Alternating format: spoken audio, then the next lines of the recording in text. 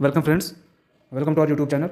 दोस्तों, आपके लिए एक इंडियन पॉलिटी का जो भी आर्टिकल्स सबसे ज़्यादा इंपॉर्टेंट है वो मैं इसमें लेके आया हूँ। इसमें सारे के सारे मेंशन हैं, बट इसमें जो सबसे मेन इंपॉर्टेंट चीज़ है वो ये है कि इसमें कौन से आपको ज़्यादा किन आर्टिकल्स पे फोकस करने हैं और किस पे ज़्यादा नहीं करना है वो भी मैं बताऊँगा। और जिन एग्ज़ाम्स में, चाहे वो स्टेट एग्जाम्स हो या कोई सेंट्रल का एग्जाम हो, जैसे एसएससी हो गया आपका, यूपी ट्रिपल एससी का कोई एग्जाम हो गया, यूपीपी का कोई एग्जाम हो गया, उत्तर प्रदेश पुलिस का कोई एग्जाम हो गया, या आपका कोई यूपी पीसीएस में भी यहाँ से आता है क्वेश्चन, आरओ का एग्जाम हो गया, तो किसी भी स्टेट एग्जाम हो गया, सेंट्रल एग्जाम हो गया, तो वहाँ पे इससे आपके क्वेश्चन बनते ही बनते हैं। और किन टॉपिक से ज़्यादा बनते हैं, जैसा कि आपको पता है कि दो टॉपिक हैं, एक फंडामेंटल राइट्स और दूसरा डीपीएसपी। यहाँ से आपका फिक्स है कि क्वेश्चन आता ही आता है। वो आप कोई भी एग्जाम ले लो, आप चाहे लेखपाल का उठा लो, सब इंस्पेक्टर का उठा लो, उत्तर प्रदेश पुलिस का उठा लो, जेल वार्डर का उठा लो, या एसएससी का उठा लो, या यूपी ट्रिपल एससी का कोई भी एग्जाम उठा लो आप, या कोई भी ऐसा एग्जाम ले लो आप जिसमें जीएस के पोर्शन में पॉलिटी हो और यहाँ से क्वेश्चन ना पूछा जाए, तो जरूर से जरूर पूछा जाता है। खास करके फंडामेंटल राइट्स, आपके जो मूल अधिकार हैं, दूसरा राज्य के नीति निर्देशक तत्व। तो इन पे कभी भी आप पॉलिटी पढ़ते हो तो इन दोनों पे मेन फोकस किया करो। और इनमें कहाँ से क्वेश्चन पूछे जाते हैं, कौन से आर्टिकल ज़्यादा इंपॉर्टेंट हैं, तो वो सारे आज मैं इसमें बताऊंगा। तो दोस्तों, बनाने में बहुत मेहनत की है, इसलिए प्लीज़ आप लोग चैनल को सब्सक्राइब कर दीजिए, ज़्यादा से ज़्यादा वीडियो को शेयर कीजिए, लाइक कीजिए, ठीक है दोस्तों। तो और कमेंट जरूर कीजिए कि कैसा लगा। जो भी कमियाँ रहेंगी वो मैं सुधारूंगा, धीरे धीरे आपके लिए और भी वीडियो चलाऊंगा और इसके डीप में भी जाऊँगा। अभी तो ये मैं सिर्फ आपको आर्टिकल बता रहा हूँ, उसके बाद जो टॉपिक और भी इंपॉर्टेंट पूछे जाते हैं तो उनके बारे में भी एक पूरा डिस्क्राइब करके लेके आऊँगा एक वीडियो, जिसमें पूरी तरह से डिस्क्राइब करूँगा उसको, तो डिटेल में लाऊंगा वीडियो। तो आइए देखते हैं इसको। सबसे पहले भाग 1, ये कुछ चीज़ें हैं जो आपको जानना जरूरी है कि जैसे भाग 1 में आपका अनुच्छेद नंबर 2 और 3 इंपॉर्टेंट है, बाकी नहीं इंपॉर्टेंट है, लेकिन देखेंगे तो भाग 1 में आपका जो है ये आता है संघ एवं उसके राज्य क्षेत्र। इसमें आर्टिकल 1 से लेकर आर्टिकल 4 तक आपका रहता है। आर्टिकल 1 देखेंगे, संघ का नाम और राज्य क्षेत्र, ठीक है दोस्तों। तो आर्टिकल 1 में आपका संघ है और राज्य क्षेत्र है। दूसरा अनुच्छेद 2 जो है ये आपका इंपॉर्टेंट है, नए राज्यों का प्रवेश या स्थापना। इसमें हम नए राज्यों का प्रवेश, मतलब नए राज्य का गठन करते हैं, वो चाहे एक्स्ट्रा ज़मीन लेके या कहीं, अगर हमारा भूभाग का विस्तार थोड़ा सा बाहर एरिया में है तो वहाँ पे हम गठन कर सकते हैं राज्य का। 2 और 3 में डिफरेंस क्या रहता है? 3 में भी आप सबसे पहले 2A की बात कर लेते हैं। ये एग्जाम में पूछा जाता है, इंपॉर्टेंट क्वेश्चन है। तो ऐसा नहीं है कि हर बार पूछा जाता है, लेकिन कभी कभार एग्जाम में देखने को मिल जाता है। इंपॉर्टेंट तो आपके आर्टिकल 2 और 3 हैं। तो आप यहाँ पे देख सकते हैं आर्टिकल 2A जो सिक्किम का गठन हुआ था, उसके गठन के प्रारूप बनाने के पहले आर्टिकल 2A को बनाया गया, उसके बाद उसका गठन हुआ था, ठीक है दोस्तों। तो जो सिक्किम को संघ क्षेत्र में लिया गया था वो आर्टिकल 2A के तहत लिया गया था, या ये आप जरूर याद रखिएगा। दूसरा आर्टिकल 2 है नए राज्यों का प्रवेश या स्थापना। सेम इधर बात करेंगे आर्टिकल 3 की, राज्य का निर्माण तथा सीमाओं या नामों में परिवर्तन। तो 2 और 3 में क्या अंतर है? जैसे हम किसी आर्टिकल 2 के अंतर्गत हम एक नए राज्य का गठन कर सकते हैं, जो एग्जिस्टिंग हमारे स्टेट हैं उनके अलावा भी हम चाहें तो कर सकते हैं। वो कहीं बाहर, अपने भारत से भूभाग के बाहर का भी स्थल हो सकता है, उसको मिला के हम कर सकते हैं, या भूभाग के और जो ये आर्टिकल 3 है ये भूभाग के अंदर की बात कर रहा है। हमारा जो भारत संघ है ये इसके अंदर के परिवर्तन की बात करता है, और आर्टिकल 2 जो है ये बाहर के परिवर्तन की बात करता है। तो ये मेजर डिफरेंस है। जैसे आर्टिकल 3 में आप नाम चेंज कर सकते हैं, जो जैसे राज्य है उत्तर प्रदेश है तो उसका नाम आप चेंज करके कुछ भी कर सकते हैं, ये संसद को पावर होती है। उसके बाद राज्य का जो सीमा होती है, राज्य की सीमाएं, उनको भी हम चेंज कर सकते हैं, आर्टिकल 3 में आता है, ठीक है। 2 जैसे कि आप देख रहे होंगे मध्य प्रदेश को काट करके छत्तीसगढ़ बनाया गया है, तो ये आर्टिकल 3 के अंतर्गत बने हुए हैं। आपका बिहार काट करके झारखंड बनाया गया है, तो इसी तरह से जो है आपका उत्तर प्रदेश काट करके उत्तराखंड बनाया गया। तो इसी तरह से ये जो भी, मतलब उस संघ क्षेत्र के अंदर के जो परिवर्तन होते हैं, चाहे वो नाम परिवर्तन हो जाए, सीमाओं का परिवर्तन हो जाए, स्टेट का नाम का परिवर्तन हो जाए, तो ये सब आपके आर्टिकल 3 के अंदर आएंगे। और भूभाग के बाहर की जो चीज़ें होती हैं आर्टिकल 2 के अंतर्गत है। आर्टिकल 4 में बस यही है कि जो इन 2 और 3 आर्टिकल के अधीन बनाई गई विधियों पे हम संशोधन जो करने वाले होंगे वो पहली अनुसूची के अनुसार और चौथी अनुसूची के अनुसार होगी, तो वो उनके हिसाब से हम करेंगे, ठीक है। आपका भाग 1 यहीं तक था, आर्टिकल 1 से लेकर 4 तक। थोड़ा सा वीडियो लंबी हो सकती है, बट मैं पूरा एक्सप्लेन करने की कोशिश करूँगा, जिससे इसके बाद आपको आर्टिकल के से रिलेटेड वीडियो ना देखनी पड़े। तो भाग सेकंड भी आते हैं। भाग सेकंड में आपका आता है सिटीजनशिप, नागरिकता। तो ये उतना इंपॉर्टेंट नहीं है, बट इसमें जो भी है मैं आपको एक ओवरव्यू बता देता हूँ। तो आर्टिकल 5 से लेकर 11 तक आपका नागरिकता है। तो आप आर्टिकल 5 देखेंगे, संविधान के प्रारंभ पर नागरिकता। जब संविधान बना था तो उस टाइम पे जिनको नागरिकता मिली थी, किस प्रारूप में मिली थी, ये उसमें मेंशन है। ये उतना इंपॉर्टेंट नहीं है।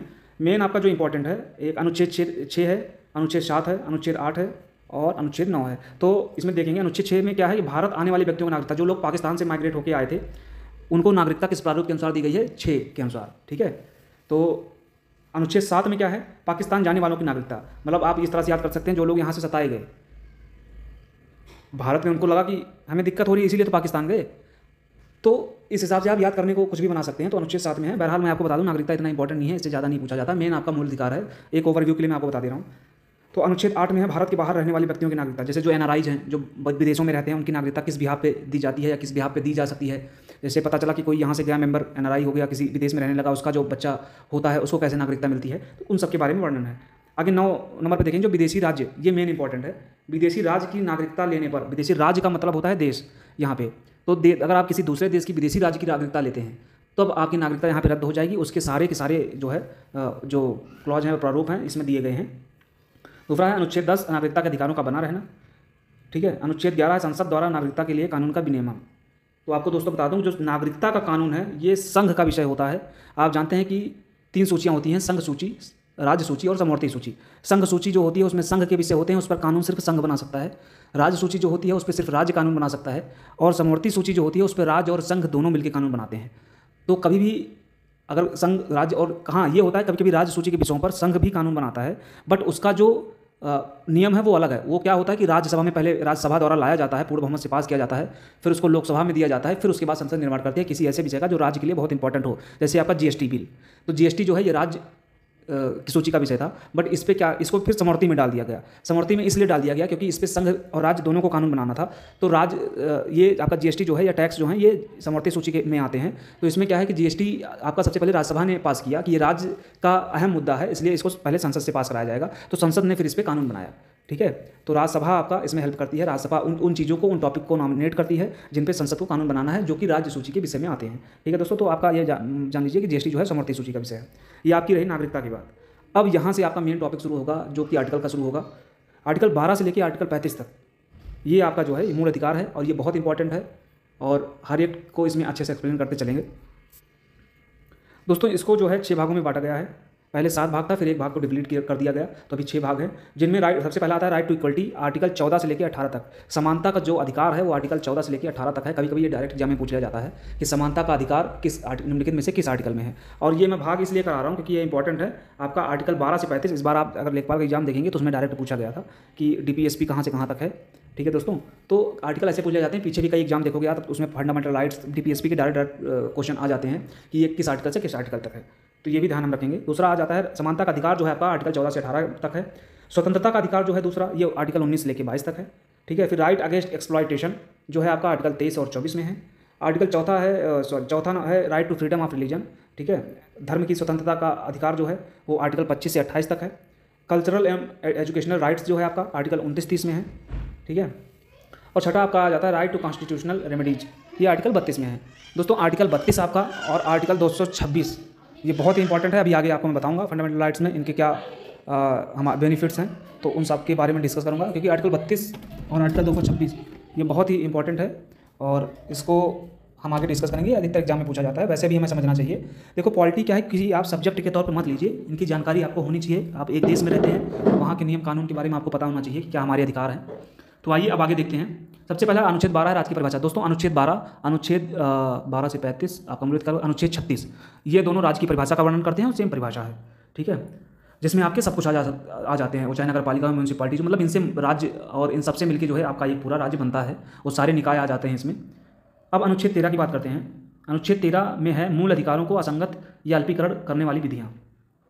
जो मूल अधिकार हैं उन अगर कोई भी लॉ ऐसा बनता है जो कि मूल अधिकार से असंगत है या मूल अधिकार को खत्म करता है तो उस लॉ को ऑटोमेटिक वो लॉ निरस्त माना जाएगा। ये कोर्ट की तरफ से है। आपको पता है कि मूल अधिकार का या संविधान का संरक्षक माना गया है सुप्रीम कोर्ट को, तो वो कोर्ट जो है निरस्त कर देता है या वो उस लॉ को निरस्त कर दिया जाएगा जो कि मूल अधिकार को क्रॉस करेगा। तो ये अनुच्छेद 13 में दिया गया है, ठीक है दोस्तों। अनुच्छेद 14 में आपका है विधि के समक्ष समानता, इक्वलिटी बिफोर लॉ। जो विधि होगी, जो रूल होंगे, जो कानून होंगे वो सबके लिए समान होंगे, यही अनुच्छेद 14 में दिया गया है। बट वहाँ पे कुछ थोड़ा सा अपवाद भी हैं, जैसे राष्ट्रपति हो गए, आपके राज्यपाल हो गए, इनका संरक्षण भी दिया गया है। तो वहाँ पे ये अपवाद में आ जाते हैं कि इनकी डायरेक्ट गिरफ्तारी नहीं हो सकती, इन पे डायरेक्ट FIR नहीं हो सकता। तो वो आगे हम देखेंगे इनको जो संरक्षण दिया जाता है वो कैसे दिया जाता है। तो ये अपवाद में ये लोग आते हैं। या कोई सदन का मंत्री है या सदन का कोई सांसद है या वो है, सदन के चलने के टाइम पे उस पर कोई कार्रवाई नहीं हो सकती, ना ही उसको प्रस्तुत होने के लिए किसी भी बयान के लिए या किसी भी वक्तव्य के लिए उसको बुलाया जा सकता है अगर सदन चल रहा है तो उस टाइम पे। तो ये सब कुछ अपवाद हैं, लेकिन जो आम नागरिक है उनके लिए ये माना गया है विधि के समक्ष समानता आर्टिकल 14 में आता है आपका, ठीक है। अनुच्छेद 15 की बात करते हैं तो इसमें धर्म जाति लिंग पर भेद का प्रतिषेध। तो अनुच्छेद 15 में क्या है आपका provision of discrimination on grounds of religion race caste sex और प्लेस ऑफ बर्थ। तो इसमें दिया गया है कि आप किसी से जात लिंग और उसके स्थान रहने के, जन्म स्थान के लेके, रंग रूप को लेके आप मतभेद नहीं कर सकते किसी से, ना ही किसी को आप मना कर सकते हैं किसी भी चीज़ के लिए, उसके रंग रूप, जात, लिंग, धर्म को लेके। तो यहाँ पे ये बिल्कुल प्रतिषेध कर दिया गया है। तो आप इसको आर्टिकल 15 के अनुसार पढ़ेंगे। आर्टिकल 16 की बात करते हैं तो लोक नियोजन में अवसर की समानता। लोक नियोजन मतलब अब आदमी 16 साल का हो जाता है, उसके बाद ये सब कहते हैं कि नौकरी चाहिए भैया। आप अब 18 साल वाला रूल नहीं रह गया है, अब 16 साल हो गया तो बस सब कहते हैं भैया नौकरी पकड़ लो कहीं ना कहीं। तो बस आप इसी से याद करना कि 16 साल में नौकरी, मतलब लोक नियोजन में अवसर की समानता। आपका जो पब्लिक एम्प्लॉयमेंट है उसमें सबको समान अवसर दिया जाएगा, वो किसी को धर्म, जाति, लिंग, मजहब के आधार पर नहीं बांटा जाएगा, सबको समान अवसर दिया जाएगा। बट इसमें भी जो है अपवाद हैं आपके, वो है आपका रिजर्वेशन। तो कहाँ समान हो पाता है, लेकिन यह है कि रिजर्वेशन की प्रक्रिया जो है ये एक अपवाद में आती है। तो लोक नियोजन में अवसर की समानता तो नहीं मिलती है, क्योंकि रिजर्वेशन अगर आपका आ गया तो वो कहीं ना कहीं किसी दूसरे को फिर उससे घाटा हो रहा है, किसी को फायदा हो रहा है। तो कहीं ना कहीं वो पॉजिटिव में भी है, कहीं ना कहीं नेगेटिव में भी है। तो बट जो अनुच्छेद में दिया गया है वो यही है, लोक नियोजन में अवसर की समानता, कि सबको पब्लिक एम्प्लॉयमेंट में सबको रोजगार के समान अवसर दिए जाएँ, सबको लोक नियोजन में अवसर की समानता हो, किसी के साथ भेदभाव न किया जाए। दूसरा था अनुच्छेद 17, अस्पृश्यता का अंत, एबोलिशन ऑफ अनटचेबिलिटी।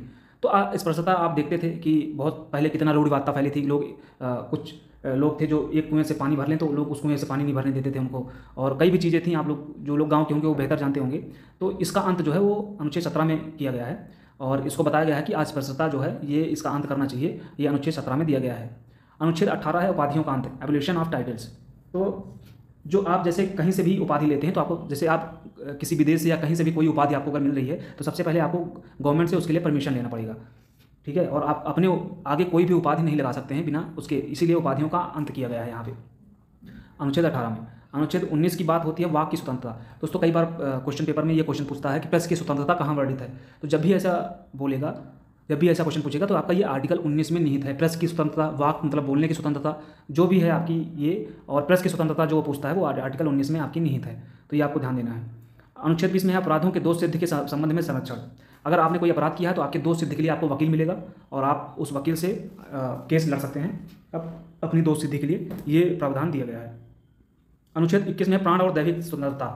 तो दोस्तों क्या है कि किसी का जो ये इनकाउंटर होता है, अगर वो किसी न किसी तौर पे फर्जी पाया जाता है तो उसका केस इसी के उसमें बनता है कि सबको जीवन जीने का अधिकार है, आप किसी की लाइफ और जीने की स्वतंत्रता को नहीं छीन सकते हैं, ठीक है। अगर आप IPC CRPC पढ़ेंगे तो उसमें बहुत सारे चीज़ें हैं कि आप किसी को कमरे में बंद करके नहीं रख सकते हैं, किसी को लॉक नहीं कर सकते हैं, किसी के जीने का अधिकार नहीं छीन सकते हैं। तो ये केस जो है आपका, ये आर्टिकल 21 के तहत आता है कि किसी को हम मार नहीं सकते या पुलिस नहीं मार सकता है बिना उसके।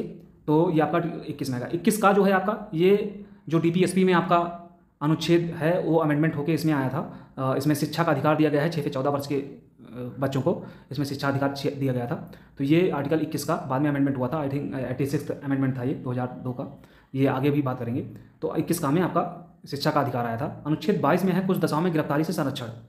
अब अनुच्छेद 22 में है कुछ केसेज ऐसे हैं जिनमें आपका गिरफ्तारी से संरक्षण होगा। उसके कई सारे रूल हैं, जैसे कि अगर आपको 7 साल से कम की सज़ा है तो आपकी तुरंत गिरफ्तारी नहीं हो सकती है, और 7 साल से ज़्यादा की सज़ा है तब आपकी तुरंत गिरफ्तारी हो सकती है। ऐसे कई सारे रूल्स हैं जो कि जिनमें आपको गिरफ्तारी से संरक्षण मिलता है। आर्टिकल 23 आते हैं मानव के दुर्व्यापार और बाल आश्रम, नहीं, मानव के दुर्व्यापार और बाल श्रम। तो इसका प्रतिषेध किया गया है कि बाल श्रम, मानव के दुर्व्यापार और बाल श्रम का प्रतिषेध। तो दोस्तों इसमें क्या है कि कभी भी बालकों से काम फैक्ट्री में ना लिया जाए जो कि नाबालिग हैं, दूसरी बात है। और उसका एक क्राइटेरिया भी डिसाइड किया गया किस इंडस्ट्री में कितने साल के बच्चे जो है काम कर सकते हैं। दूसरा, किसी भी व्यक्ति के जो समर्थता है उससे अधिक काम मत लिया जाए, ना ही किसी की, जैसे ये बेचने वाला काम होता था पहले कि लोग गुलाम को बेचते खरीदते थे, तो इसको भी प्रतिषेध किया गया है अनुच्छेद 23 में। अनुच्छेद 24 में है कारखानों में बालकों के नियोजन का प्रतिषेध। तो इसमें दिया गया है कारखानों में बालकों का नियोजन जो है प्रतिषेध है, इनको काम पे नहीं रखा जा सकता जो लोग नाबालिग हैं। अनुच्छेद 25 है धर्म का आचरण और प्रचार की स्वतंत्रता। तो ये जो 24 है, 25 है, 26 है, ये बहुत इंपॉर्टेंट है। आगे भी जो मैंने बताया वो भी इंपॉर्टेंट है, तो ये ध्यान रखिएगा। अनुच्छेद 25 में क्या है, धर्म का आचरण और प्रचार की स्वतंत्रता है। अनुच्छेद 26 में आपका धार्मिक कार्यों के प्रबंध की स्वतंत्रता है। अनुच्छेद 29 में आपका अल्पसंख्यक वर्गों के हितों का संरक्षण है, ये इंपॉर्टेंट है, ये ध्यान रखिएगा। अनुच्छेद 30 भी आपका बहुत इंपॉर्टेंट है, ये पिछले लगातार 3 एग्जाम्स में पूछा गया है। शिक्षा संस्थाओं की स्थापना और प्रशासन करने का अल्पसंख्यक वर्गों का अधिकार, तो अनुच्छेद 30 में है ये, ठीक है। अनुच्छेद 32 में आपका अधिकारों को परिवर्तित कराने के लिए उच्चार। तो दोस्तों मैं इसी की बात कर रहा था मैं। अनुच्छेद 32 जो है आपका, अनुच्छेद 32 और अनुच्छेद 226, इसमें क्या होता है कि आपके ये मूल अधिकार को संरक्षण के रूप में है, जो कि जिसमें सुप्रीम कोर्ट और हाई कोर्ट को पावर है कि 5 तरह की रिट जारी करता है, ठीक है।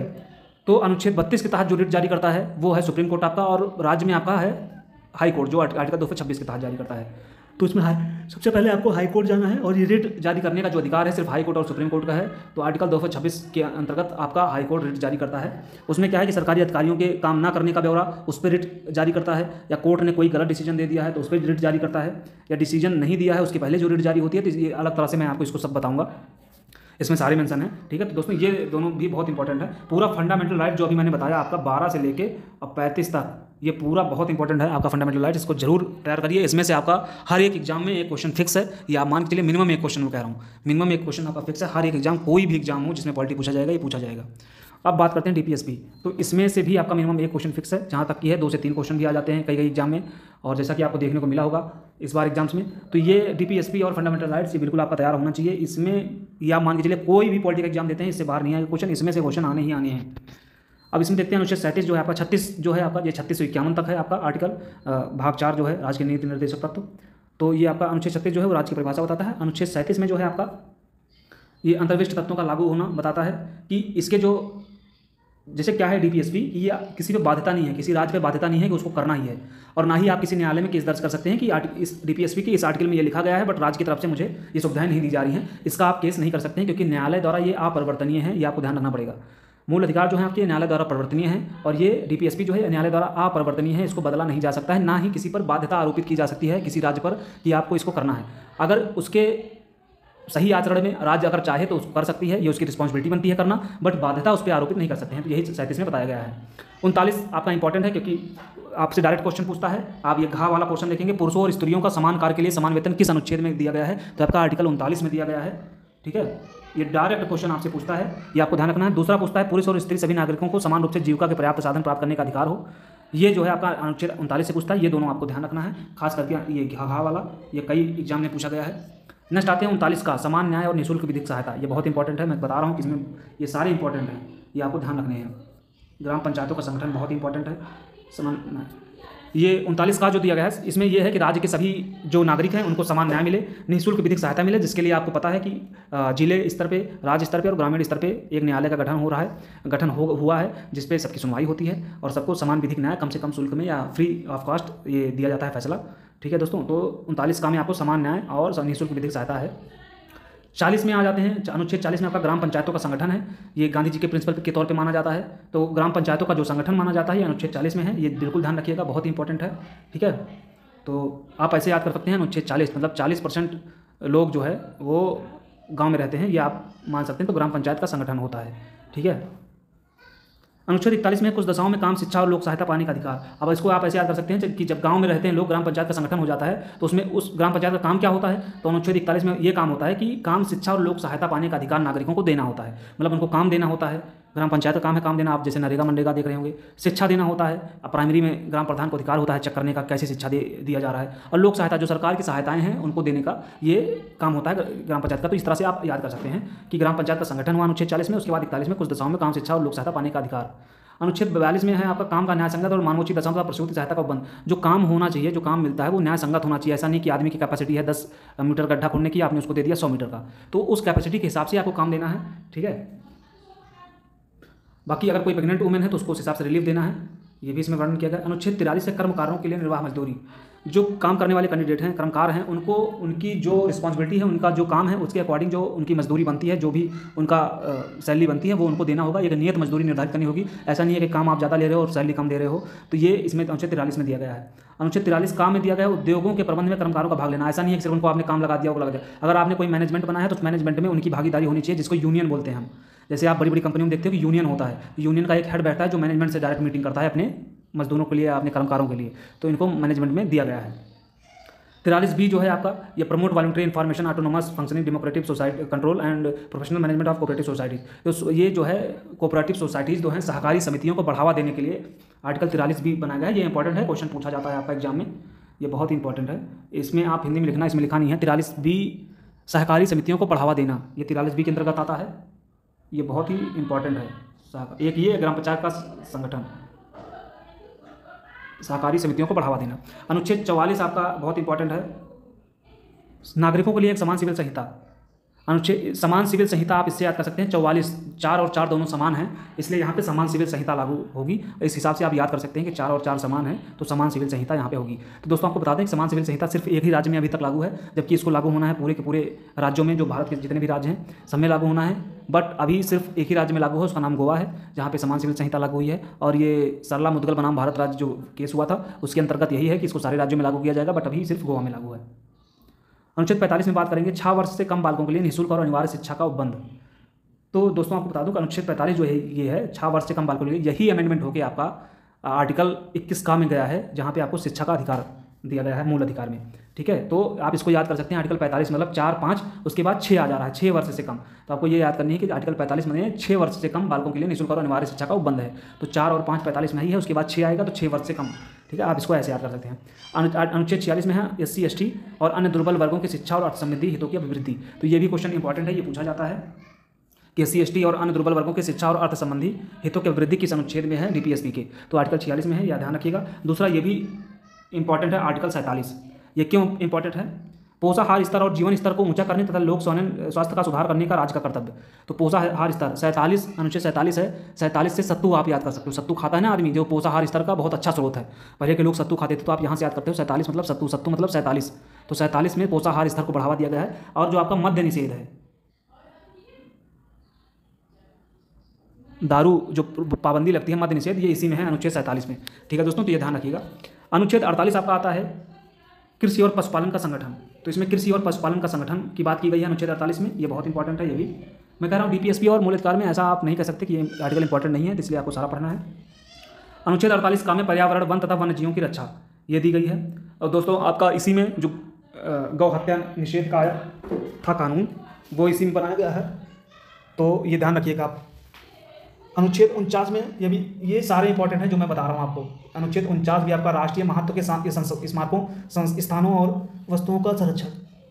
तो जो राष्ट्रीय महत्व के स्मारक हैं, जैसे जो हो गए, जैसे आपके लाल किला हो गया, ठीक है, आगरा का ताजमहल हो गया, और भी जो स्मारक हैं, जितने भी पुराने स्मारक हैं, स्थान हो गए या स्मारक हो गए या वस्तुएं हो गई जो म्यूजियम में रखी, उनका संरक्षण जो है ये गवर्नमेंट का काम है। ठीक है, अब अनुच्छेद 50 में आते हैं कार्यपालिका से न्यायपालिका का पृथक्करण। पहले क्या था दोस्तों, जब अंग्रेजों का टाइम था तो वहाँ पे जो गवर्नर रहता था वही सब कुछ रहता था, या जिसको मजिस्ट्रेट का पावर में रहता था वही न्यायपालिका भी देखता था, वही भी देखता था। लेकिन इसको बाद में अलग कर दिया गया, और क्या हुआ कि न्यायपालिका अलग देखेगा आदमी और एक अलग उसका अधिकारी होगा न्यायपालिका का, जैसा कि आप CJM जानते हैं जिला लेवल पे, और जो प्रशासनिक कार्य का अधिकारी होगा वो DM होगा। तो आप इनको फिर पृथक्करण किया गया था अनुच्छेद 50 के अनुसार। ठीक है, कार्यपालिका से न्यायपालिका का पृथक्करण किया गया। तो कार्यपालिका का जो अधिकारी होता है जिले का वो DM होता है, न्यायपालिका का CJM होता है। अनुच्छेद 51 अंतर्राष्ट्रीय शांति और सुरक्षा का अभिवृद्धि। ये जो बॉर्डर्स पर अंतर्राष्ट्रीय शांति का जो ये होता है, एग्रीमेंट होता है, ये सब इसी के अंतर्गत आते हैं, और सुरक्षा भी इसी के अंतर्गत आती है। तो आपका दोस्तों DPSP और फंडामेंटल राइट्स खत्म हो गया है। ये दोनों बहुत ही इंपॉर्टेंट हैं, ये ध्यान में रखिएगा आप लोग। नेक्स्ट आते हैं मूल कर्तव्य पे। तो आपका भाग 4A में आर्टिकल 51A में जो है आपका मूल कर्तव्य है, बस इतना आप जान लीजिए। इसमें इसके ऊपर एक डिटेल वीडियो बना दूंगा मैं, एक अलग से वीडियो बनाऊंगा क्योंकि बहुत लंबी हो जाएगी। तो इसमें कई सारे आपके कर्तव्य हैं कि आपको राष्ट्रगान का सम्मान करना चाहिए, राष्ट्रध्वज का सम्मान करना चाहिए, राष्ट्रगीत का सम्मान करना चाहिए, और भी जो हमारे स्मारक हैं उनको बचा के रखना चाहिए, किसी प्रकार की हानि नहीं पहुँचाना चाहिए, संविधान की रक्षा करनी चाहिए, संविधान के अनुसार हमें पालना करना चाहिए। तो ये सारे पॉइंट्स हैं उसमें मैं बताऊँगा। आगे नेक्स्ट आते हैं जो अदर इंपॉर्टेंट आर्टिकल्स हैं सभी एग्जाम के लिए, वो मैं जल्दी जल्दी आपको बताता हूँ, और ये ध्यान रखिएगा। अगर कोई चीज़ नहीं समझ में आती तो आप बताइएगा, मैं अलग से इनकी वीडियो बना दूँगा डिटेल्ड में। सबसे पहले बात करते हैं अनुच्छेद 52 में राष्ट्रपति, भारत का राष्ट्रपति। ये अनुच्छेद 52 में है आपके। 53 में है संघ की कार्यपालिका शक्ति। ठीक है, ये राष्ट्रपति के उसमें होती है। 53 में ही आपका संघ की कार्यपालिका शक्ति है, और 53 में ही ये भी है कि जो राष्ट्रपति है वो आपका तीनों सेनाओं का अध्यक्ष होगा। ठीक है, 54 में है आपका राष्ट्रपति का निर्वाचन। अनुच्छेद 55 में है राष्ट्रपति के निर्वाचन की रीति। ठीक है, अनुच्छेद 56 में है कार्यकाल। ठीक, तो आदमी कहता नहीं कि 56 साल के हो गए हैं, वो 56 साल के हो गए हैं, तो 56 साल मतलब कार्यकाल। तो राष्ट्रपति का कार्यकाल कितने वर्ष का होता है? 56 में है, 56 साल के हो गए हैं। ठीक, और अनुच्छेद 54 मतलब अनुच्छेद 54 निर्वाचन, 54 वोट पाए रहे, 54 वोट पाए थे वो, तो 54 मतलब निर्वाचन, ये आपको ध्यान रखना है। इसी तरह से आपको बना के इसको याद करना है। 57 मतलब पुनर्निर्वाचन के लिए पात्रता। ठीक है, तो यहाँ पे कुछ चीज़ें ही आपको ध्यान रखनी है। राष्ट्रपति इसलिए मैंने सारे रखे हैं आर्टिकल की, इंपॉर्टेंट है। अनुच्छेद 58 में राष्ट्रपति निर्वाचित होने के लिए अर्हताएँ। कि जैसे क्या है आपका, ये क्यों रखा गया अनुच्छेद 58 में योग्यता या अर्हताएँ क्या होनी चाहिए एक राष्ट्रपति निर्वाचित होने के लिए, वो इसमें सारी दी गई हैं। ठीक है, 35 वर्ष से कम आयु ना हो, राज्यसभा या लोकसभा के मेंबर बनने का उसमें काबिलियत हो, और भी चीज़ें, कई चीज़ें हों, तो ये सारी उसमें जो है अर्हताएँ दी गई हैं। अनुच्छेद 59 में क्या है, राष्ट्रपति पद के लिए शर्तें, क्या क्या शर्त होनी चाहिए, तो ये सारी इसमें दी गई हैं। अनुच्छेद 60 में है राष्ट्रपति की शपथ, 60 से शपथ, 60 से शपथ, ऐसे आपको याद करनी है, 60 में शपथ लिया। ठीक है, अनुच्छेद 60 में राष्ट्रपति की शपथ है, ये इंपॉर्टेंट है दोस्तों, आपको बता दूं। अनुच्छेद 61 में है राष्ट्रपति पर महाभियोग चलाने की प्रक्रिया, तो राष्ट्रपति में महाभियोग कैसे चलाते हैं, तो इसके बाद कुछ ऐसे टॉपिक्स हैं, कुछ ऐसे अनुच्छेद हैं जिनमें डिटेल्ड मैं एक वीडियो लाऊंगा जो कि 5-5, 10-10 मिनट की होगी, तो उसमें आपको मैं इजीली समझाऊंगा कि महाभियोग कैसे लाते हैं, पहले कितने मेंबर होते हैं जो इस प्रस्ताव को देते हैं, फिर कहाँ से पास होता है, राज्यसभा से फिर बहुमत से पास होता है, फिर लोकसभा से बहुमत से पास होता है, फिर राज्यसभा में बहुमत से पास होता है, कितने बहुमत से, 2/3 बहुमत से पास होता है, या जो है उसके बाद क्या प्रक्रिया होती है, राष्ट्रपति खुद पेश होता है या अपना कोई मेंबर भेजता है, मतलब अपना कोई वो भेजता है वहाँ पे, तो ये सब बातें उसमें करेंगे हम आगे आर्टिकल में, क्योंकि वीडियो ऑलरेडी बहुत लंबी हो रही है, तो बात करेंगे इसमें अलग से। तो ये ध्यान रखिएगा, 61 में राष्ट्रपति पे महाभियोग चलाने की प्रक्रिया, महाभियोग मतलब हटाने की, राष्ट्रपति को हटाने की। ठीक है, अनुच्छेद 62 में है राष्ट्रपति पद पर व्यक्ति को भरने के लिए निर्वाचन का समय और रीतियाँ, कैसे किसी व्यक्ति को भरा जाएगा और कितने समय में, तो 6 महीने से कम समय में राष्ट्रपति के पद पर भरा जाएगा। 63 में आता है भारत का उपराष्ट्रपति। ठीक है, तो उपराष्ट्रपति उतना महत्वपूर्ण नहीं है, लेकिन राष्ट्रपति आपको पता होना चाहिए, तो देखेंगे। अनुच्छेद 64 में है उपराष्ट्रपति का राज्यसभा का पदेन सभापति होना, तो उपराष्ट्रपति राज्यसभा का पदेन सभापति होता है। आपको मैं बता दूं कि उपराष्ट्रपति जो है उसको उपराष्ट्रपति पद की सैलरी नहीं मिलती है, उसको राज्यसभा के सभापति होने की सैलरी मिलती है। तो कभी भी अगर क्वेश्चन आता है कि उसको वेतन किसके लिए दिया जाता है, तो आपको ये पता होना चाहिए कि उसको उपराष्ट्रपति होने के लिए वेतन नहीं दिया जाता है, उसको राज्यसभा का सभापति होने का वेतन मिलता है, तो ये आपको पता होना चाहिए। बाकी 65 में है राष्ट्रपति के पद की रिक्ति पर उपराष्ट्रपति का कार्य, ये इंपॉर्टेंट है, ये आपसे पूछा जाता है कई एग्जाम में, कि अनुच्छेद 65 में ऐसा है कि 6 और 5 से आप याद रखेंगे कि 6 पहले था, 6 मतलब राष्ट्रपति, 5 मतलब उससे छोटा उपराष्ट्रपति, तो 6 और 5, 6 की जगह 5 कब आप आता है, 6 और 5 इसमें राष्ट्रपति और उपराष्ट्रपति दोनों की बात की गई है। तो 65 में क्या है कि इस हिसाब से आप याद कर सकते हैं कि जब राष्ट्रपति नहीं रहेगा तो उसका कार्यकाल कौन संभालेगा, उस टाइम पे उपराष्ट्रपति उसका पद संभालता है। और दोस्तों आपको बता दूं, जो सुविधाएं राष्ट्रपति को दी जाती रहती हैं उस समय वो सुविधाएं उपराष्ट्रपति को दी जाएंगी जिस समय वो राष्ट्रपति का कार्यकाल संभालेगा। ठीक है, तो ये आकस्मिकता की स्थिति में है कि अगर कोई इमीडिएट ऐसा कुछ हो गया कि कोई राष्ट्रपति एक्सपायर कर गया या कहीं विदेश चला गया, तो उस टाइम कार्यभार कोई संभालता है तो उपराष्ट्रपति संभालता है। और उपराष्ट्रपति नहीं रहेगा तो कौन संभालेगा, मान लो आप, तो उपराष्ट्रपति नहीं रहेगा तो सुप्रीम कोर्ट का न्यायाधीश उसको संभालता है, मुख्य न्यायाधीश। मान लो आप सुप्रीम कोर्ट का मुख्य न्यायाधीश भी नहीं रहता तो कौन संभालेगा, तो सुप्रीम कोर्ट के न्यायाधीश में से कोई भी न्यायाधीश उसको संभालेगा राष्ट्रपति का पद। तो इतने सारे निर्वाचन की रीति, मतलब पद संभालने की रीतियों को बनाया गया है कि कौन संभालेगा किस टाइम पे। 66 में आता है उपराष्ट्रपति का निर्वाचन, 67 में उपराष्ट्रपति की पदावधि, 68 में उपराष्ट्रपति के पद की रिक्त भरने के लिए निर्वाचन, ये सब इतना इंपॉर्टेंट नहीं है। 69 में है उपराष्ट्रपति द्वारा शपथ, 70 में ये इंपॉर्टेंट है, अन आकस्मिकता में राष्ट्रपति के कर्तव्यों का निर्वहन। तो ये भी मैंने बताया आपको कि राष्ट्रपति नहीं रहेगा तो उपराष्ट्रपति संभालेगा, उपराष्ट्रपति भी नहीं है तो राष्ट्रपति के पद को चीफ जस्टिस संभालेगा, चीफ जस्टिस भी नहीं है तो कोई भी सुप्रीम कोर्ट का जस्टिस जो है उस पद को संभाल सकता है। ठीक है, तो ये राष्ट्रपति के कर्तव्यों का निर्वहन होगा।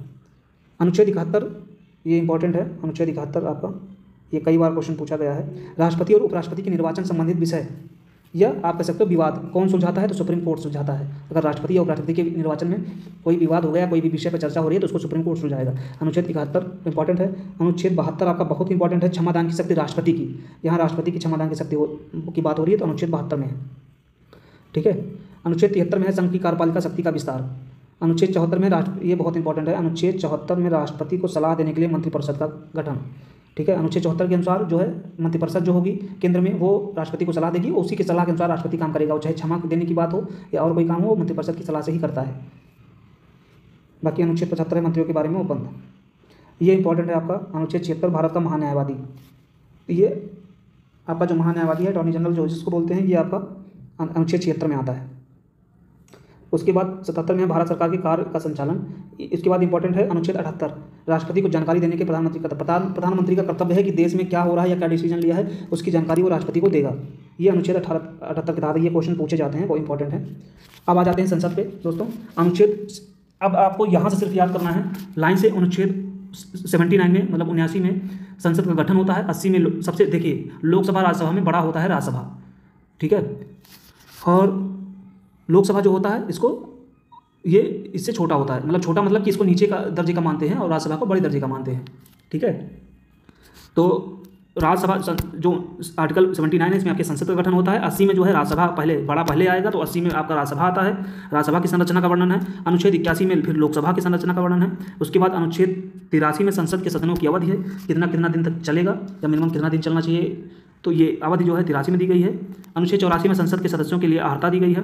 अनुच्छेद 85 में संसद का सत्र सत्रावसान और विघटन। दोस्तों को बता दूं ये इंपॉर्टेंट है, ये इंपॉर्टेंट है, ये इंपॉर्टेंट है, फिर ये इंपॉर्टेंट है आपका 85 संसद का सत्र का सत्रावसान और विघटन कब करेगा और कौन करता है। तो ये इसके बारे में जो है चर्चा करेंगे, राष्ट्रपति इसका करता है। ठीक है, संसद का सत्र का सत्रावसान और विघटन। और आहूत कौन करता है, दोनों सदनों को बुलाता कौन है, तो आर्टिकल 108 में है। ठीक है, ये राष्ट्रपति बुलाता है। अनुच्छेद 87 में राष्ट्रपति का विशेष भाषण है, ये भी इंपॉर्टेंट है। अनुच्छेद 88 में सदन के बारे में मंत्रियों और महान्यायाधीश का अधिकार है, ये भी इंपॉर्टेंट है। अनुच्छेद 89 में राज्यसभा का 89 से 98 जो है दोस्तों, आर्टिकल 89 से 98 जो है ये संसद के सचिवालय के अधिकारियों के बारे में सिर्फ वर्णन किया गया है, जिसमें आपका सभापति, उपसभापति, ठीक है, तो इसमें संसद के सभी अधिकारियों का वर्णन किया गया है। संसद मतलब राज्यसभा लोकसभा दोनों के, तो इसमें सभापति, उपसभापति, लोकसभा स्पीकर, डिप्टी स्पीकर सबका वर्णन किया गया है। तो अनुच्छेद 89 में जो है राज्यसभा का सभापति और उपसभापति है। अनुच्छेद 90 में उपसभापति का पद रिक्त होना या पद हटाया जाना है। और अनुच्छेद 91 में सभापति के कर्तव्यों का पालन हो सकती है। अनुच्छेद 92 में सभापति और उपसभापति को पद से हटाने का संकल्प विचाराधीन हो तब उसका पीठासीन ना होना, मतलब अगर उनको हटाने का संकल्प प्रस्तावित हो चुका है संसद में तो वो पीठासीन अधिकारी के पद पर नहीं बैठ सकते हैं। ठीक है, और इनकी अनुपस्थिति में क्या होता है, जैसे लोकसभा स्पीकर अगर नहीं है तो लोकसभा का डिप्टी स्पीकर उस पीठासीन अधिकारी के तौर पर माना जाएगा। अगर उस टाइम पर डिप्टी स्पीकर भी नहीं है तो पैनल 10 का गठन हुआ रहता है, जिसमें 10 सदस्य और रहते हैं संसद के, जिसको राष्ट्रपति गठित किया रहता है। उन सदस्यों में से एक किसी को चुन के राष्ट्रपति नियुक्त करता है उस टाइम पर, जब तक कि ये लोग नहीं अवेलेबल है। लेकिन ये सिर्फ जब अवेलेबल नहीं है उसकी कंडीशन में है, पद रिक्त होने की दशा में नहीं है। पद रिक्त होने की दशा में दूसरा चुनाव संपन्न हो जाता है इनका और उन्हीं में से सदस्यों में से बना दिया जाता है। अधिकतर जो लोकसभा अध्यक्ष है वो जिसकी सरकार रहती है उसकी पार्टी से बनता है, और डिप्टी स्पीकर जो है वो विपक्ष की पार्टी से बनता है। बाकी राज्यसभा का सभापति जो है वो उपराष्ट्रपति होता है और उपसभापति वो भी विपक्षी पार्टी से चुना जाता है। तो अनुच्छेद 93 में आपका लोकसभा का अध्यक्ष और उपाध्यक्ष है। बस इसमें आप 89 और 93 याद कर लीजिए, बाकी इतना इंपॉर्टेंट नहीं है। बस उसके बाद बात आती है सचिवालय आपका कहाँ पे है, तो अनुच्छेद 98 में आपका सचिवालय है। 99 में सदस्य द्वारा शपथ का प्रतिज्ञान है। अब मेन आपके ये दोनों बहुत इंपॉर्टेंट हैं, इनको आप याद करके रखिएगा। अनुच्छेद 100 में गणपूर्ति है आपकी, संसाधनों में मतदान रिक्तियाँ के होते हुए भी सदनों के कार्य करने की शक्ति है। और गणपूर्ति है आपकी, ये कोरम कितना होना चाहिए, तो ये 101 आर्टिकल 101 में आपका जो है ये है।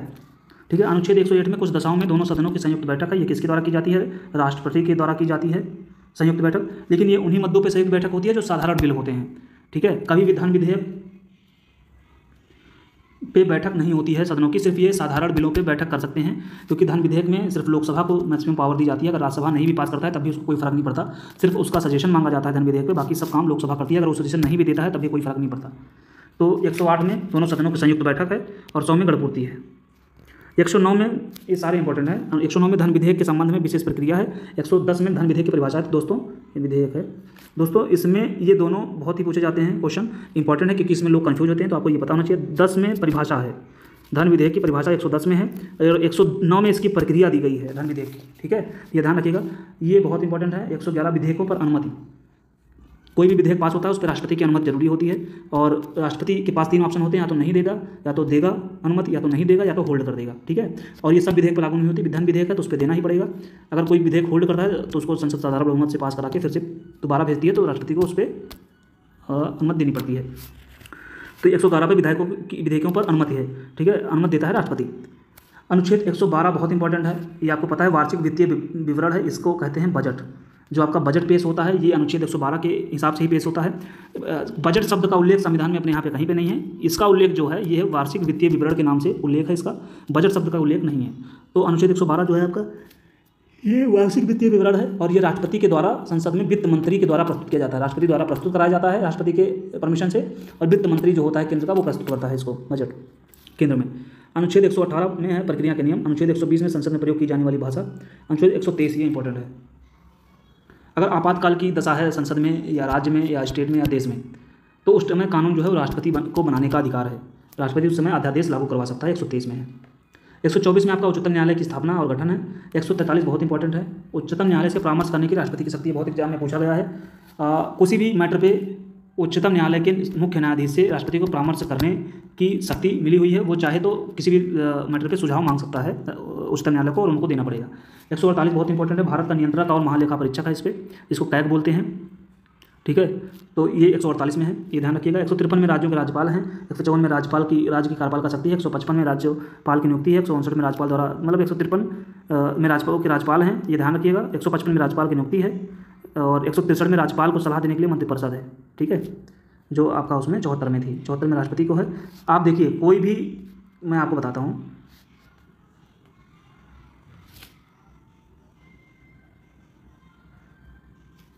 कोई भी अगर सेंट्रल गवर्नमेंट का कोई भी अनुच्छेद है, ठीक है, उसमें आप 89 प्लस कर देना, ये आपका स्टेट का आ जाएगा वहाँ से, ठीक है, कभी ही उसमें आप 89 प्लस कर देना, स्टेट आ जाएगा, ठीक है। अब जैसे हम बात कर रहे हैं, आपने देखा होगा वहाँ पे कि आर्टिकल 74 में राष्ट्रपति को सलाह देने के लिए मंत्रिपरिषद का गठन था, तो इसमें अगर आप 89 जोड़ दोगे, इसमें अगर आप, इसमें था कि सेंट्रल गवर्नमेंट में ये राष्ट्रपति को सलाह देने के लिए मंत्रिपरिषद का गठन हुआ था, तो इसमें आप 89 जोड़ोगे, 9 4 13 15 16 163, तो इसमें राज्य की तरफ से मंत्रिपरिषद का गठन होगा, राज्यपाल को।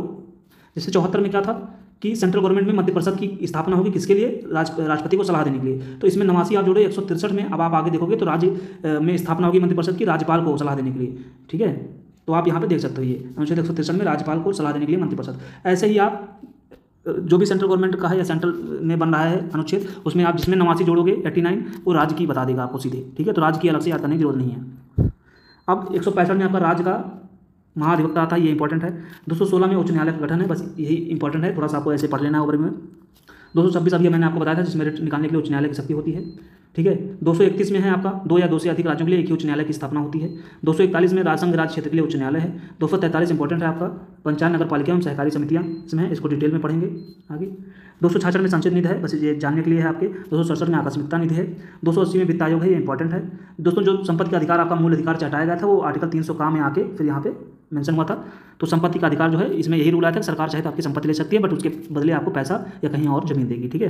आपातकाल बहुत इंपॉर्टेंट है, अनुच्छेद 352 356 360, ठीक है। तो 352 में आपात की घोषणा का प्रभाव है।